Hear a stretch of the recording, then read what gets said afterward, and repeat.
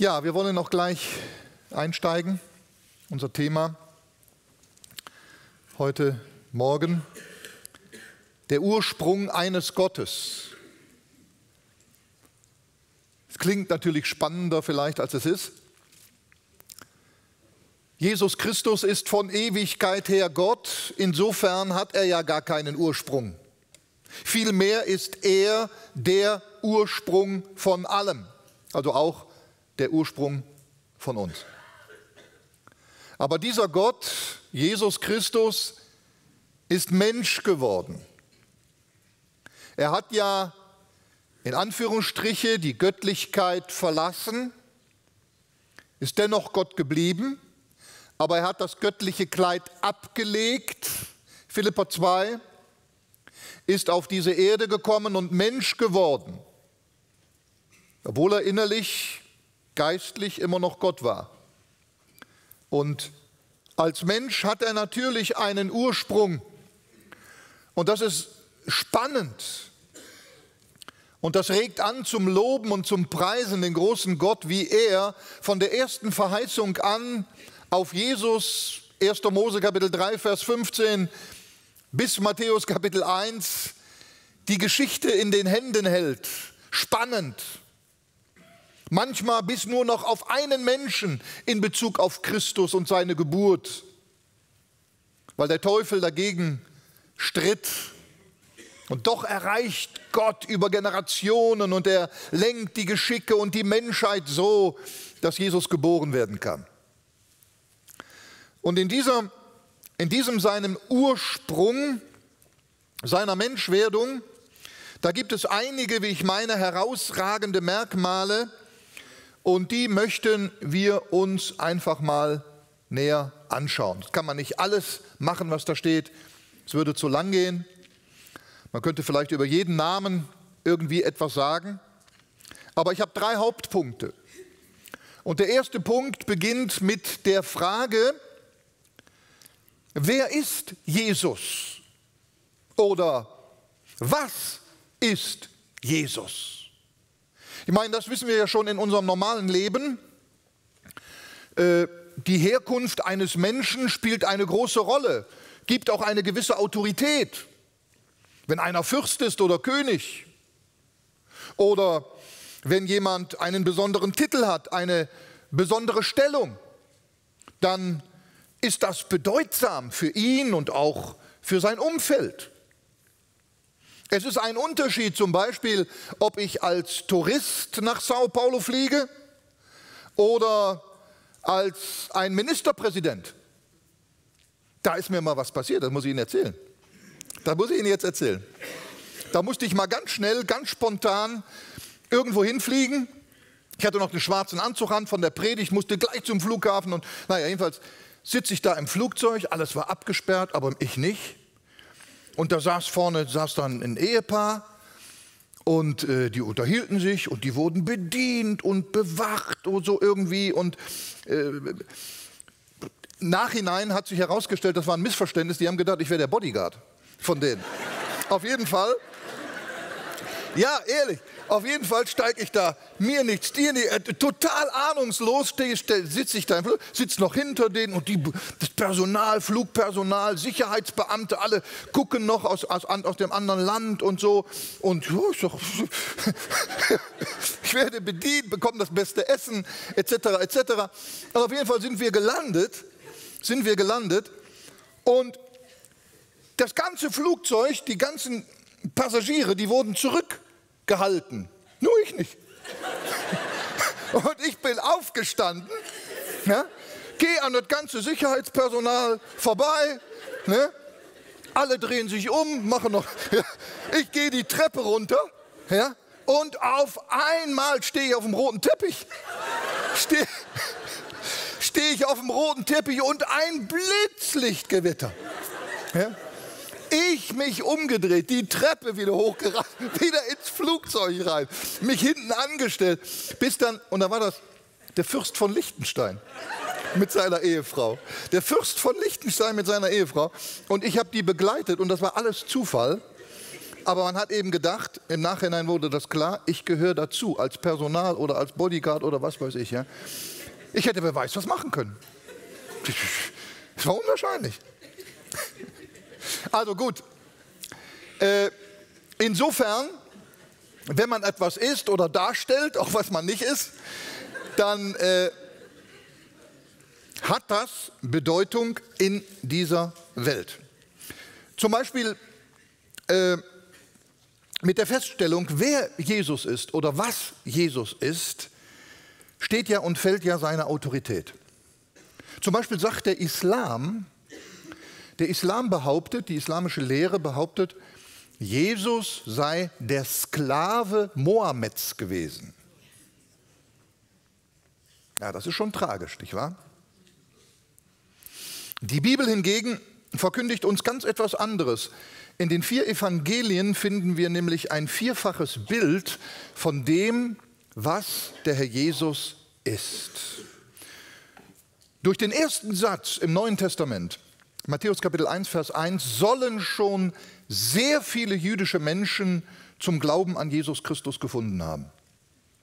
Weil dort heißt es, Geschlechtsregister oder Ursprung, ja,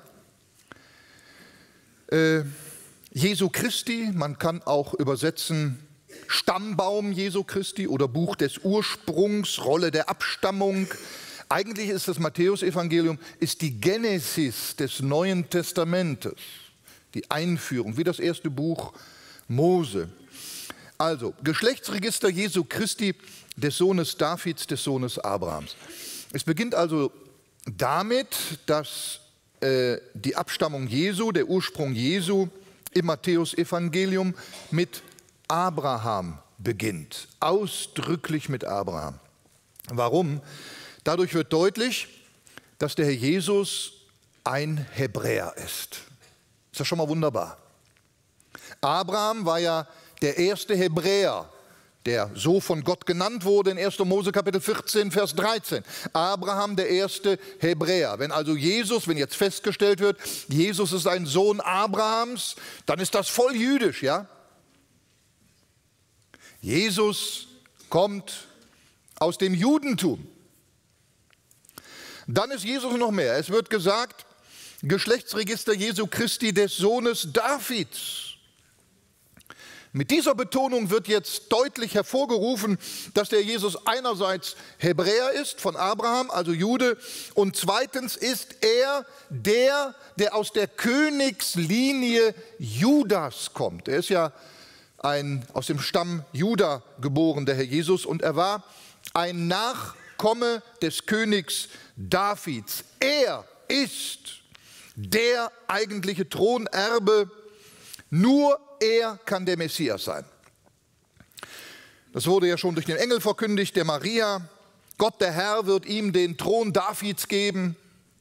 Oder denken wir an die Frage der Weisen aus dem Morgenland, die dort nach Bethlehem kamen und fragen, wo ist der neugeborene König der Juden? Also ganz deutlich, Jesus ist Hebräer, Jesus kommt aus dem Stamm Juda, er ist der König. Dann aber, und das sehen wir im Geschlechtsregister in der Parallele im Lukasevangelium, da geht das Geschlechtsregister Jesu zurück bis auf Adam. Bis auf Adam. Und damit Adam Mensch. Ja? Adam von der Erde, Mensch. Und damit wird deutlich hervorgehoben, dass Jesus Christus auch vom Ursprung her wirklich Mensch ist, wirklich. Nicht vergeistigt, nicht vergeistlicht irgendwie so etwas, sondern wirklich aus Fleisch und Blut ein richtiger Mensch. Er nennt sich ja übrigens auch selber Menschensohn oder Sohn des Menschen. Das kommt schon in der Prophetie vom Daniel vor, Kapitel 7. Und nachher immer wieder in den Evangelien unzählige Male heißt es da über Jesus, der Menschensohn oder der Sohn des Menschen. Weil er wirklich Mensch war. Zum Beispiel Hesekiel wird auch als Menschensohn angesprochen. Daniel wird ebenso als Menschensohn angesprochen. Wir alle, also du und ich, Wir sind Menschensöhne beziehungsweise Menschentöchter oder Töchter der Menschen. Steht in 1. Mose Kapitel 6, Vers 2. Töchter der Menschen, Menschensöhne. Warum? Warum sind wir Menschensöhne? Weil wir von Menschen sind, oder? Ist doch ganz klar. Weil wir Mensch sind wir Menschensöhne. Wenn Jesus Menschensohn genannt wird, ist er wahrer Mensch. Übrigens ist das interessant festzustellen in diesem Zusammenhang, dass der Herr Jesus noch als Menschensohn bezeichnet wird, wenn er zurückkommt. Denn es heißt im Matthäusevangelium, Kapitel 24, Vers 27, denn wie der Blitz vom Osten ausfährt und bis zum Westen scheint, so wird auch die Wiederkunft des Menschensohnes sein. Bitte, das ist so wichtig. Viele wollen das nicht wahrhaben. Jesus hat sein Menschsein nicht abgelehnt. Entschuldigung, abgelegt. Er ist in den Himmel gefahren als wahrer Mensch. Er ist auch als wahrer Mensch auferstanden. Er ist auch Gott und immer Gott geblieben und hat sein göttliches Kleid auch wieder angezogen. Aber in dem allen ist er und bleibt er wahrer Mensch und kommt als solcher zurück. Da kommt ein Mensch zurück. Ein Jude. Ein Hebräer. Das wird ein Staunen geben, ja, ein Köpfe verdrehen. Und er ist, ja, der Sohn Gottes. Markus 1,1, Anfang des Evangeliums von Jesus Christus, dem Sohn Gottes. Also fassen wir kurz zusammen.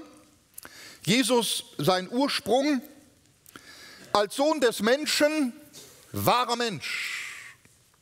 Als Sohn Abrahams, wahrer Hebräer bzw. Jude.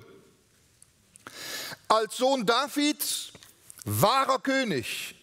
Als Sohn Gottes, wahrer Gott. Anders geht's nicht. Wahrer Gott von Ewigkeit her. Und so sagt es uns Paulus darum, Gott war in Christus und versöhnte die Welt mit sich selbst. Jesus ist der von Gott vorherbestimmte, eingesetzte und legitime Erlöser und Retter dieser Welt. Der zweite Hauptpunkt, das betrifft jetzt noch einmal die Besonderheit oder in der Besonderheit des Ursprungs unseres Herrn Jesus Christus, die Erwähnung von 5 Frauen. Wir hatten das vor Jahren mal eben durchgenommen hier in der Zionshalle und da gibt es auch diese DVD darüber. Wenn Sie sich die vielleicht in der Weihnachtszeit mal anschauen wollen, da ist alles ein bisschen ausführlicher, aber ich möchte das jetzt doch wegen des Zusammenhangs noch mal ganz kurz anreißen, nicht so ausführlich wie auf der DVD. Aber hier werden ja 5 Frauen erwähnt: Tamar, Rahab, Ruth, Bathseba, sie wird übrigens immer noch die Frau des Uria genannt, ja, und Maria. Das sind die 5 Frauen. Und es war ja einmal total eigentlich unüblich, dass Frauen in Stammbäumen überhaupt erwähnt werden. Tut mir leid, aber das war so in der Antike. Und hinzu kommt ja, dass die Frauen, die hier erwähnt werden, klammern wir jetzt mal Maria aus, aber die anderen, das waren ja vorwiegend Ausländerinnen oder ganz besondere Sünderinnen. Besondere Sünderinnen. Ehebruch, Prostitution und so weiter. Ein weltlicher Historiker hätte so etwas ganz besonders nicht in der Weise auf eine Königslinie hin, ja, auf die Geburt eines Königs hin, hätte ein weltlicher Historiker so etwas nie verfasst. Das wäre viel zu peinlich.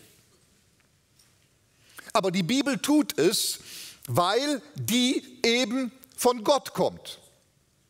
Es ist Wort Gottes und von daher können wir auch da sagen, da kann eigentlich die Bibel nur wahr sein. Wenn sie so etwas tut, was total unbiblisch war oder unüblich war, so besser gesagt, und wir finden das im Geschlechtsregister Jesu, es scheint sich da um Wort Gottes zu handeln. Außerdem wird uns hier die Gnade vor Augen gemalt. Die Sünde ist mächtig, das Heidentum ist mächtig. Gott sieht aber schon von Anfang an auch die Nationen, die Heiden, und auch sie sollen zur Erlösung in Jesus nachher, sie sollen bestimmt sein. Es zieht sich durch alle Schichten, Juden, Heiden, Frauen, Männer, Knechte, Freie. Alle sind gleichbedeutend in Bezug der Erlösung. Niemand ist ausgeschlossen. Totale Gleichberechtigung. Wir sehen Römer Kapitel 8, Vers 20, Kapitel 5, Vers 20, Entschuldigung, wo aber die Sünde mächtig geworden ist, da ist doch die Gnade viel mächtiger geworden. Das sehen wir alles aus dem Ursprung Jesu schon in seinem Stammbaum. Da wird uns deutlich, wie Gott über die schlimmsten Hindernisse und verzwicktesten Lebenssituationen, denken wir nur mal David, der mit der Bathseba da in Ehebruch fällt, ja, wie Gott doch sein Ziel erreicht und schlussendlich, und das ist vielleicht das Faszinierendste, diese 5 Frauen vermitteln uns eine besondere Lektion für die Wirkung des Heiligen Geistes, für die Wirkung des Evangeliums Jesu Christi. Wir sehen nämlich eine ganz bestimmte Reihenfolge. Und das finde ich interessant. Zum Beispiel Tamar. In Tamar erkennen wir die Tragik der Sünde. Tamar war eine Frau, wahrscheinlich, denke ich, sogar eine Kananiterin. Die hat sich als Prostituierte verkleidet und auch gegeben und Juda verführt. Schlimme Geschichte. Juda war total vom Weg abgekommen. Und die Tragik, die da damals mit zusammenhing, war katastrophal. Die Tragik der Sünde. Ich war einmal in einem Hotelzimmer, da hing ein Spruch an der Wand und darauf stand geschrieben, der Mensch hat eigentlich nur 2 Fehler. Alles, was er tut und alles, was er sagt. Die Tragik der Sünde. Ja, die Tragik der Sünde. Rahab, Sie kennen die Geschichte von Rahab. In ihr sehen wir jetzt die Wirkung des Glaubens. Tamar, die Tragik der Sünde. Rahab, die Wirkung des Glaubens. Auch sie war eine Prostituierte in Jericho, in der Feindschaft Gottes und des Volkes Gottes gegenüber.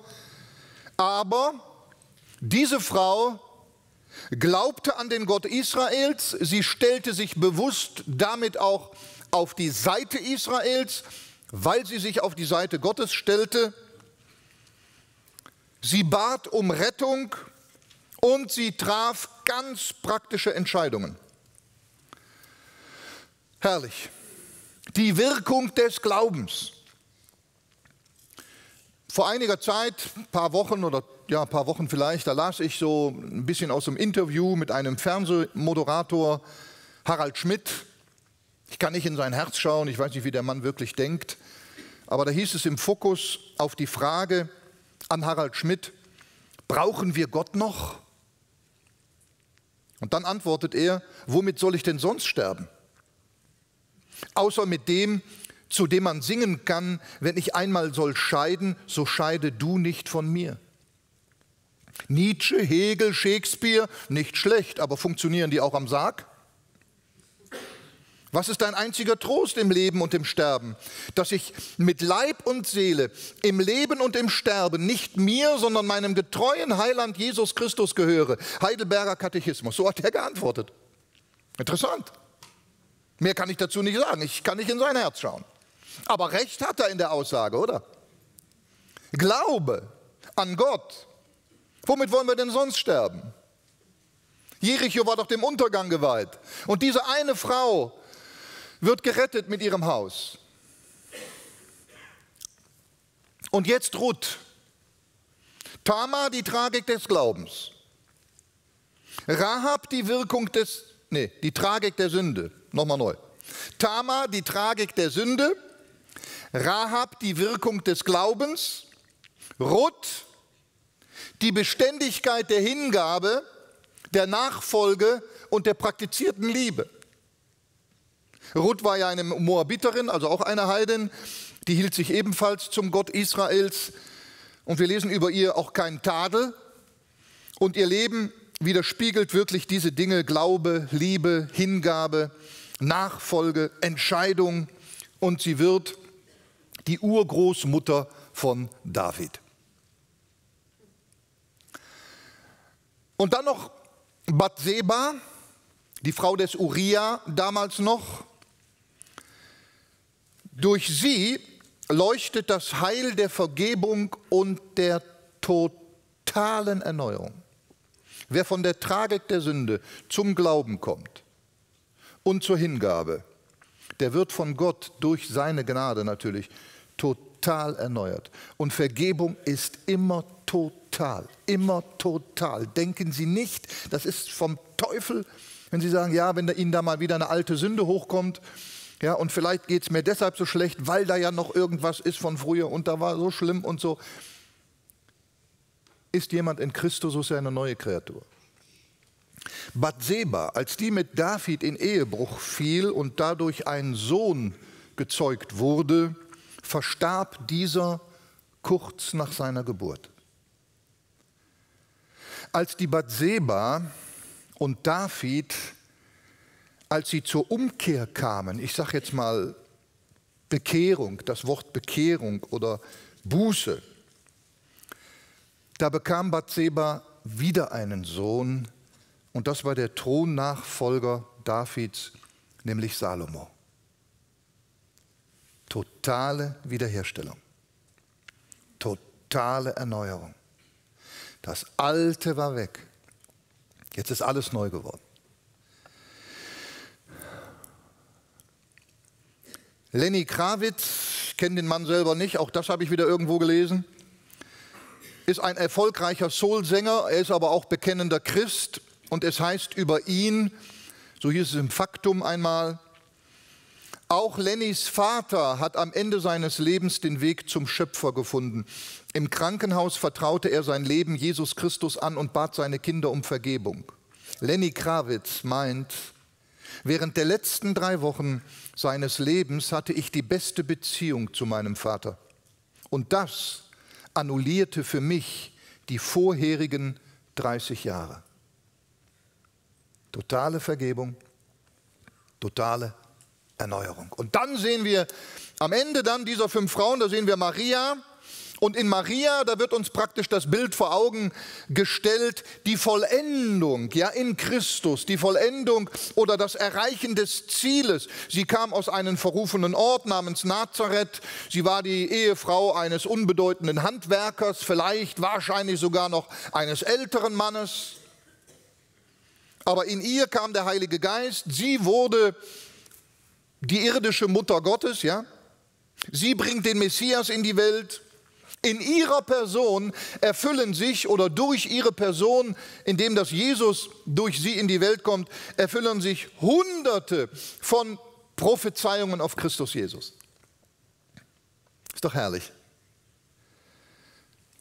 Und hat das nicht diese 5 Frauen, haben die nicht einen prophetischen Charakter? Die Reihenfolge verdeutlicht den Werdegang eines Menschen, der zu Christus findet. Vom Sünder Tamar zum Glauben Rahab, in die Nachfolge Ruth, geheiligt Frau des Urias und schließlich das Ziel der Erfüllung aller Verheißungen in Jesus Christus. Wenn er wiederkommt, wieder auf die Erde kommt. Somit ist die ganze Lehre der Bibel in diesen 5 Frauen, in dem Ursprung Jesu bereits enthalten. Und wir hören durch diese Frauen die Botschaft, die wunderbare Botschaft. Bei Gott ist eine Unmöglichkeit eine Unmöglichkeit. Gibt es bei Gott eine Unmöglichkeit? Unmöglich. Ist wirklich so. Ist wirklich so. Gott ist so groß, was er aus uns macht.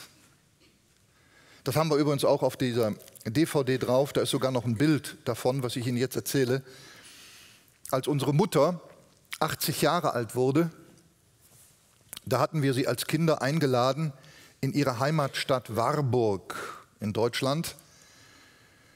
In dieser Stadt ist sie aufgewachsen, hat sie ihre Kindheit, Jugendzeit verbracht. Und wir hatten dann ein schönes Hotel gemietet und gefeiert und so weiter mit unseren Eltern. Und wir hatten dann auch einen Fremdenführer gemietet und mit dem machten wir einen Stadtrundgang, weil Warburg ist wirklich, der Name sagt das auch schon ein bisschen, Warburg ist wirklich eine sehenswerte, altertümliche Stadt. Und damals übrigens vor dem Zweiten Weltkrieg war das eine jüdische Hochburg. Also unzählige Juden und so weiter haben dort gelebt.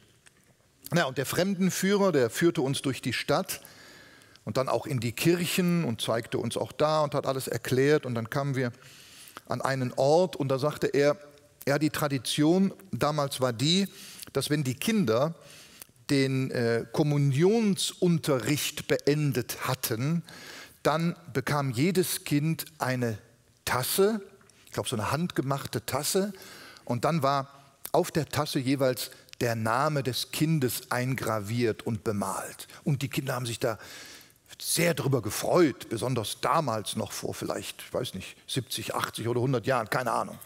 Ja, also es war wirklich was Tolles. Und ja, da war da auch einer, der hieß Franz.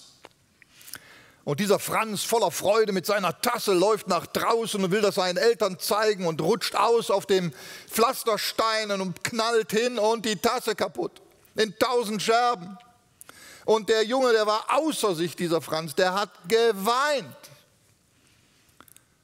Und zur gleichen Zeit arbeiteten Maurer auf einem Gerüst an diesem Kirchenhaus und besserten den Putz aus. Und die haben das alles gesehen und beobachtet von ihrem Gerüst aus. Und das tat ihnen der Franz so leid. Und dann haben die gesagt, weißt du was, Franz? Wir machen jetzt etwas mit deiner Tasse. Das ist besser, als wenn du die Tasse noch ganz in deinen Händen hältst. Und da ist einer dieser Maurer, ist vom Gerüst runtergestiegen und hat die Scherbe gesucht, wo doch der Name Franz drauf stand. Wirklich, das ist wirklich so passiert. Und dann hat er diese Scherbe mit dem Namen Franz gefunden und hat die wieder mit hoch auf das Gerüst genommen und in den Putz eingelegt. Das kann man bis heute sehen. Das haben wir hier auf der DVD, ist das Bild drauf, haben wir extra damals gemacht. Ja? Bis heute kann man diese Scherbe Franz, die anderen Tassen sind alle, was weiß ich, und die Jungs auch. Ja? Und diese Franz-Tasse da, diese Scherbe, die ist sozusagen, in Anführungsstriche, ist die verewigt worden da in der Höhe bei dieser Kirche. Ist das nicht herrlich? Das ist doch genau das, was Gott mit uns gemacht hat. Jesus kommt von dem Gerüst, ja? Er kommt runter in unsere Niederung und erhebt unseren Namen und gibt uns einen Namen im Himmel angeschrieben ist, den kein anderer kennt. Herrlich. Was für eine Gnade. Dritte Besonderheit aus dem Ursprung unseres Herrn Jesus Christus ist der Vers 17, das ist die Erwähnung oder die Aufzählung der 3x14 Generationen. Kapitel 1, Vers 17, Matthäus-Evangelium. So sind es nun von Abraham bis zu David insgesamt 14 Generationen und von David bis zur Wegführung nach Babylon 14 Generationen und von der Wegführung nach Babylon bis zu Christus 14 Generationen. Diese Aufzählung ist eigentlich ein bisschen schwierig zu verstehen, und zwar deshalb, weil bestimmte Generationen ausgelassen werden. Es sind gar nicht immer genau 14 Generationen. Und das ist ja ein bisschen schwierig. Zum Beispiel, jetzt nur als ein Beispiel, Vers 8, Joram aber zeugte Usia. Zwischen Joram und Usia werden 3 Generationen ausgelassen. 3 Namen, und zwar der König Ahasja, der König Joas oder Joasch und der König Amazia. Das liest man im Vergleich mit den Chroniker-Büchern, 2. Chroniker 22 bis 25 oder 1. Chroniker Kapitel 3, Vers 10 bis 14. Ja, jetzt ist das aber ein Ding. Hä? Wieso steht denn da 3 mal 14 und das war eigentlich gar nicht so? Jetzt gibt es da verschiedene Erklärungen. Scofield zum Beispiel meint, dass dadurch, also durch diese Anordnung 3 mal 14,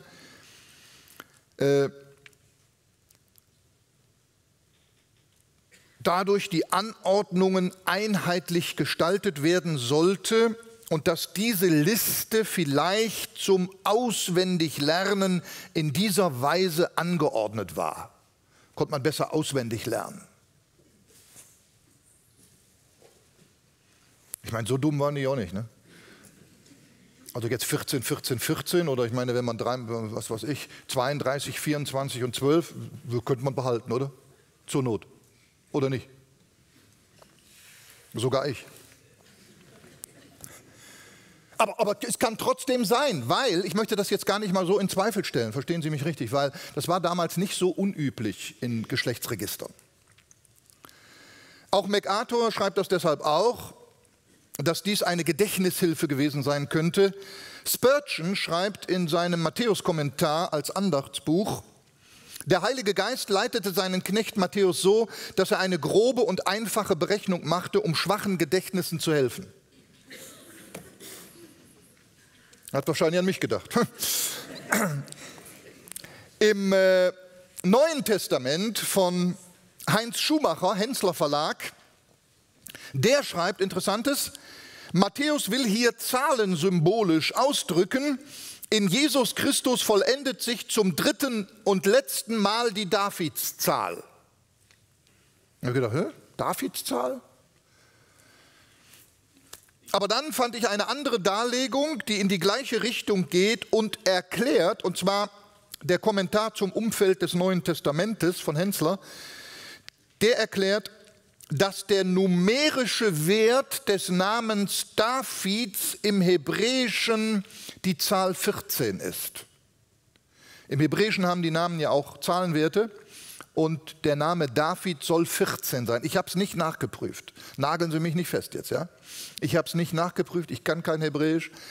Aber gehen wir mal davon aus, ich denke mal, wenn das so im Kommentar steht, denke ich mal, kann man das glauben. Zahlenwert von David 14. Da kann man sich natürlich dann schon vorstellen, dass das Matthäusevangelium, das ja den großen Sohn Davids, Jesus Christus, als König Israels darstellt, in dem alle Verheißungen zur Erfüllung kommen, so könnten diese 3 mal 14 eine Art Vollkommenheit sein auf den Messias, eine Vollkommenheitszahl. Ja? 3 Mal, vielleicht die Dreieinheit Gottes, die Göttlichkeit und 3 mal 14, also 3 mal 2 mal 7, ja? Jeweils. Aber lassen wir es offen. Lassen wir es offen. Es kann alles richtig sein und man kann sich das auch hinter die Ohren schreiben und so, ist alles möglich. Aber ich habe mir gedacht, es könnte noch eine andere, die ist auch nicht vielleicht komplex jetzt, aber es könnte noch eine andere Deutung geben, warum einige Generationen ausgelassen werden. Und das ist mit dem Evangelium so, liebe Geschwister, das Evangelium verkündigt uns die totale Gnade, unverdient, Liebe. Wir haben es gesehen in den 5 Frauen, ne? Sie verkündigt uns aber auf der anderen Seite den totalen Ernst, wenn man nicht ernst macht. Es gibt da ja eine Stelle im Alten Testament, wo Mose über die ernsten Folgen einer Abkehr von Gott spricht. Ich lese Ihnen das mal vor, 5. Mose 29, 17 bis 19. 5. Mose 29, 17 bis 19. Darum hütet euch, dass nicht etwa ein Mann oder eine Frau, eine Sippe oder ein Stamm unter euch sei, dessen Herz sich heute von dem Herrn, unserem Gott, abwendet und der hingeht, den Göttern jener Nation zu dienen. Dass nicht etwa eine Wurzel unter euch sei, die Gift und Wermut trägt. Und dass keiner, wenn er die Worte dieser Eidverpflichtung hört, sich dennoch in seinem Herzen glücklich preist und spricht, ich werde Frieden haben, wenn ich auch in der Verstocktheit meines Herzens wandle, sodass dann das bewässerte Land mitsamt dem Trockenen hinweggerafft würde. Denn der Herr wird nicht gewillt sein, einem solchen zu vergeben, sondern dann wird der Herr seinen Zorn und seinen Eifer rauchen lassen über einen solchen Mann, und es wird auf ihm der ganze Fluch ruhen, der in diesem Buch geschrieben steht. Und der Herr wird seinen Namen unter dem Himmel austilgen, auslöschen. Das ist jetzt Altes Testament. Ne?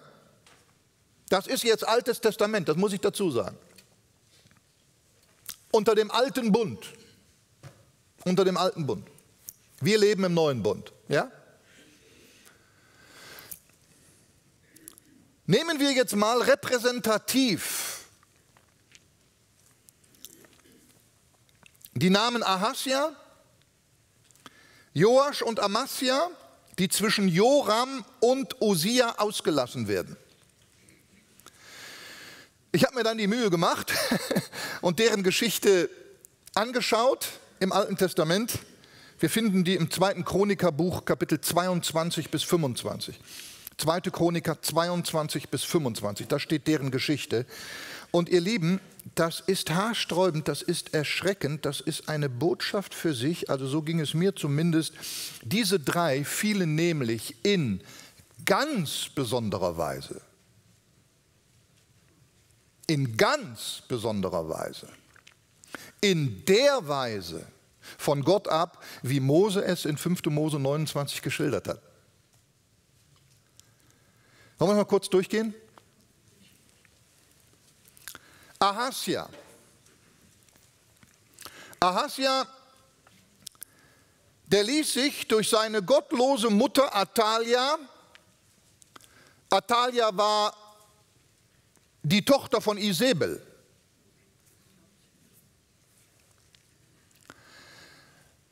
Ahasja ließ sich also von seiner Mutter, die genauso schlimm war wie Isebel, wie ihre Mutter, verleiten, total verleiten, Gott zu verlassen. Und dann kamen noch viele falsche Ratgeber hinzu, gottlose Ratgeber, die den Ahasja zum Verderben verführten. In 2. Chroniker 24,7 lesen wir, denn die gottlose Athalia und ihre Söhne, also auch Ahasja, der Königssohn, haben das Haus des Herrn aufgebrochen und alle geheiligten Dinge, die zum Haus des Herrn gehören, den Baalen gegeben. Athalia war so schlimm, sie ermordete nach dem Tod ihres Sohnes praktisch die ganze Königsfamilie, die in der Königslinie auf Jesus hin existierte. Bis auf einen Sohn namens Joas oder Joasch. Der wurde durch eine Magd im letzten Moment, der war noch erst ein paar Jahre alt, im letzten Moment wurde der versteckt. Stellen Sie sich mal vor, wenn dieser Joas gestorben wäre, hätte die Linie auf Jesus nicht funktioniert. Es ging um Haaresbreite. Und es ging um Jesus, um seine Geburt. Also sehen wir, wie Gott doch noch, ja, und wenn es im letzten Moment ist, immer noch seine Hand im Spiel hat. Gut, jetzt war dieser letzte Sohn da aus dieser Königsfamilie, es war der Joasch. Das ist der zweite, der ausgelassen wird im Geschlechtsregister Jesu. Er war also der einzig Überlebende aus der Königsfamilie auf Jesus hin und der wird dann König. Und der genoss, sein Vater war ja tot, seine Eltern waren ja tot, umgebracht worden von Athalia. Und dann hat sich seiner aber der Priester Jojada angenommen. Der Jojada, der war damals Priester und der wurde jetzt der Ziehvater von Joasch. hat sich um ihn gekümmert, hat ihn großgezogen und hat ihn natürlich auch geistlich erzogen. Und wie wunderbar, wenn man die Geschichte liest. Aber dieser Joasch lebte offensichtlich, und jetzt die Ermahnung,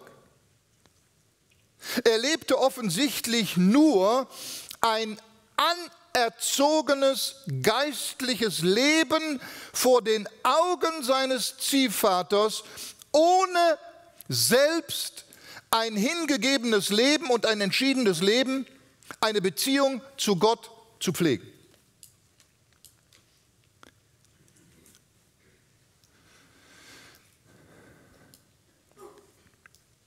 Zweite Chroniker 24,2. Und Joas tat, was recht war in den Augen des Herrn. Und Joas tat, was recht war in den Augen des Herrn, solange der Priester Jojada lebte. Das sagt doch was. Und dann lesen wir weiter. 2. Chroniker 24, 17 bis 19. Aber nach Jojadas Tod, jetzt war der Ziehvater nicht mehr da, kamen die Obersten von Juda und huldigten dem König, und der König hörte auf sie.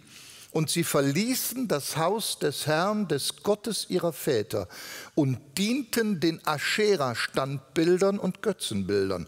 Da kam ein Zorngericht über Juda und Jerusalem, um dieser ihrer Schuld willen.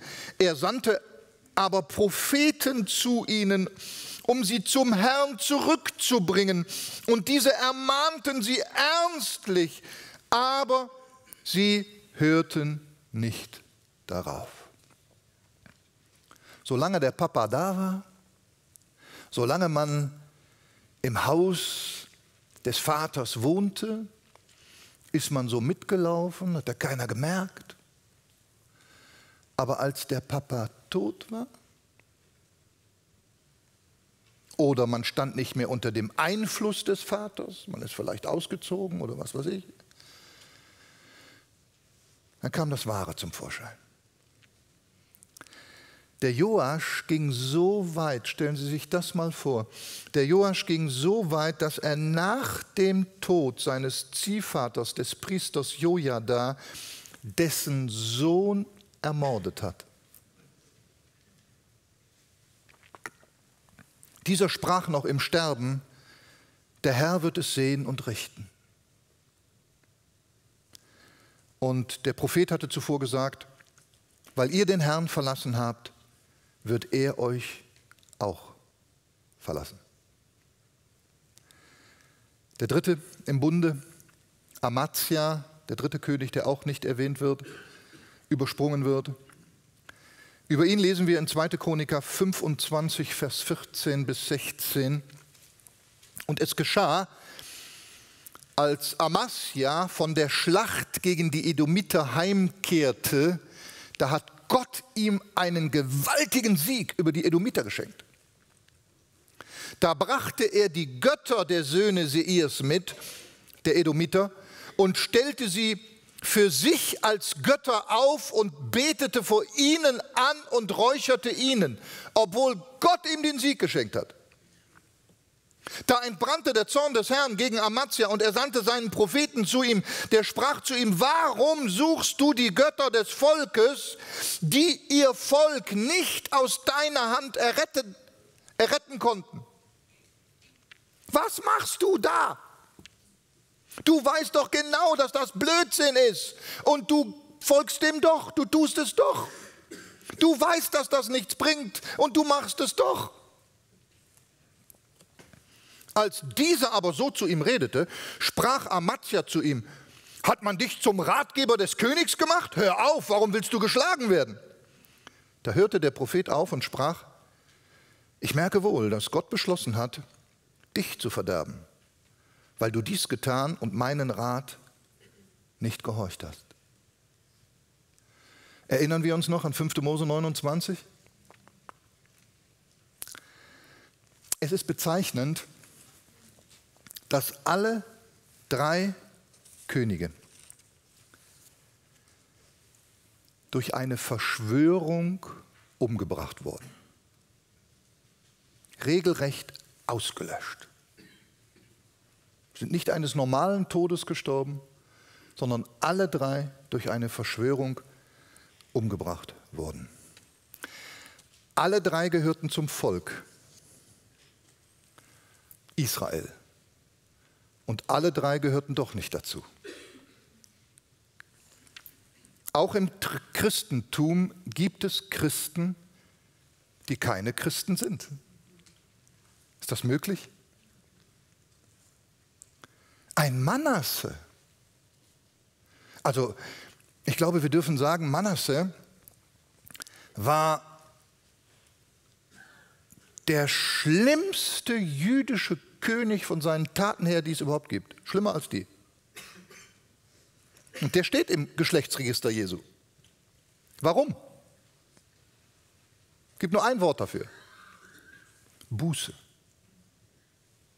Der war schlimmer als alle drei zusammen, wage ich zu behaupten. Wird gefangen genommen, in Ketten gelegt und so weiter, kommt ins Gefängnis. Da besinnt er sich, da tut er Buße. Und dann heißt es, da sehen wir wieder die Gnade, 2. Chroniker 33, 13. Und als er zu ihm betete, ließ sich Gott von ihm erbitten, sodass er sein Flehen erhörte und ihn wieder nach Jerusalem zu seinem Königreich brachte. Boah, ey. Nicht nur vergeben, der wurde sogar wieder König. Totale Erneuerung. Wie bei Bathseba, ja? Vorher und nachher. David tat Buße über seinen Fehltritt. Und die Königslinie geht weiter. Und die drei? Keine Buße. 3 letzte kurze Punkte. Ahasja hörte auf falsche Freunde und Ratgeber und nicht mehr auf Gott. Ja, wir kennen das ja schon, das hängt uns ja schon zu den Ohren, aber wenn ich das schon höre, du bist in der falschen Gesellschaft. Hat mir meine Mutter und mein Vater auch immer gesagt vorher. Ich war auch in der falschen Gesellschaft, total. Ich kann Gott heute nur danken, aber vorlaufende Gnade. Ja, in meiner Gesellschaft waren Mörder, alles. Alles spielte da eine Rolle und viele schlimme Dinge. Und Gott hat Gnade gegeben. Aber falsche Freunde, Schulkollegen, Arbeitskollegen, Verwandte, Vorgesetzte, Vereine, die können einem vom wahren Christentum abhalten. Und es besteht die Möglichkeit, dass man denen mehr das Ohr leiht als dem Gott der Bibel und damit der Bibel. Gibt es schon. Joasch war von seinem frommen Ziehvater beeinflusst, aber hatte keine eigene Beziehung zu Gott. Und hat die offensichtlich gar nicht gesucht. Solange sein Vater lebte, ist er mitgegangen, also sein Stiefvater. Und dann... Mir erzählte ein Mann, der in einem christlichen Elternhaus aufgewachsen ist. Er sagte, Norbert, ich konnte beten. Puh, fantastisch. Bibelverse. Ich kannte so viele Bibelverse. Der Form nach der Bibel gelesen, habe ich auch. Die Andachten in meinem Elternheim mitgemacht, habe ich auch. In der Sonntagsschule war ich der Beste. Nicht bekehrt. Und ich habe heimlich Dinge gemacht. Schlimm. Keiner hat es gemerkt. Bis ich 16, 17 Jahre alt war und da hat mich eine Botschaft Gottes so getroffen. Und da wurde ich wiedergeboren. Und drittens und letztens, Amazia war stolz und überheblich, der letzte König, und lehnte Gott ab. Er stellte andere Götter für sich auf. Er hat Gott erlebt, wendet sich ab und wendet sich dann dem Gegenteil zu, von dem, was eigentlich schon besiegt war. Und er war hochmütig und stolz. Wer hat dich zum Ratgeber über mich gemacht? Ich muss doch auf euch nicht hören hier, ja? Papa, Mama, Tante, Onkel, Sonntagsschullehrer oder was weiß ich. Wie viele meinen Gott nicht nötig zu haben? Ich weiß doch, was ich tue. Ich komme auch ohne euch zurecht. Es geht mir doch gut. Schwatzt mir nichts auf. Ich brauche euch nicht. Wirklich nicht? Alle drei werden nicht mehr erwähnt, sind ausgelöscht.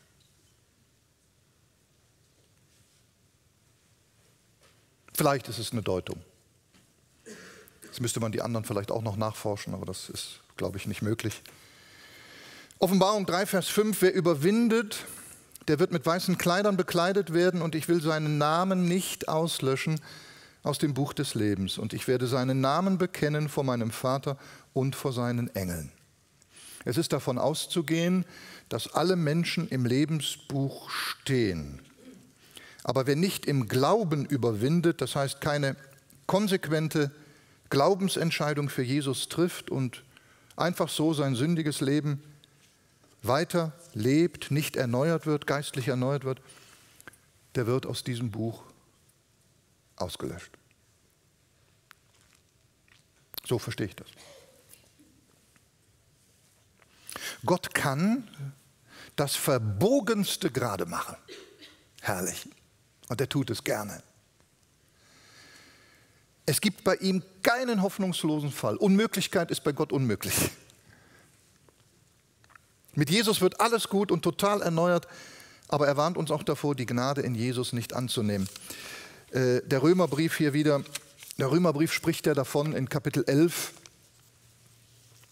wenn die Vollzahl der Nationen eingegangen ist. Offensichtlich steht das ja fest. Vielleicht steht das auch in einem Buch, ja. Wenn die Vollzahl der Nationen eingegangen ist, ich gehe davon aus, in den Leib Christi, also in die Gemeinde, ja, in die Rettung, dann wird sie von der Erde weggeholt. Und dann beginnt Gott wieder mit Israel. Ich finde es grauenhaft, wenn ein Mensch, der hätte zu dieser Vollzahl gehören können, nicht zu dieser Vollzahl gehört, weil er achtlos oder ablehnend oder gleichgültig das abgelehnt hat. Gott bewahre uns. Gott bewahre uns. Im Neuen Testament dürfen wir Heilsgewissheit haben, ja? Wer wiedergeboren ist. Aber wer diesen Schritt nicht tut und das erfährt, der ist arm dran. Ja, das ist es gewesen. Der Ursprung eines Gottes. Jesus, König, Mensch, Gott, Hebräer. Jesus und die 5 Frauen, totale Gnade und Wiederherstellung. Jesus, sein Ursprung und die Ermahnung. Er ist das Ziel. Mach ganze Sache. Amen. Vielen Dank. Ja, lieber Vater, wir danken dir für diesen ersten Advent und wir danken dir für alle, die du aus Gnaden zu deinem Sohn gezogen hast und dass du nicht aufhörst zu ziehen und zu retten. Aber vielleicht darf heute Morgen auch dieser Gottesdienst dazu dienen, dass Menschen den Anstoß bekommen, durch die Kraft deines Geistes ganze Sache zu machen und sagen, so, jetzt reicht's. Diese Ermahnung möchte ich ernst nehmen und mich dem Herrn Jesus Christus zuwenden. Du kannst das tun, Herr, heute, an diesem Tag, an diesem Morgen, wo die Menschen auch sind. Wir trauen dir das zu. Hab Dank dafür. Hab aber auch Dank für die kostbare und für die großartige Gnade, Herr, dass du alles vermagst und dass du es willst, dass unsere Namen, die hier auf dieser Erde zerbrechen, dass du daraus etwas machst, die endgültig und für immer im Himmel angeschrieben sind. Gelobt sei Jesus Christus, Herr, an diesem ersten Advent. Amen.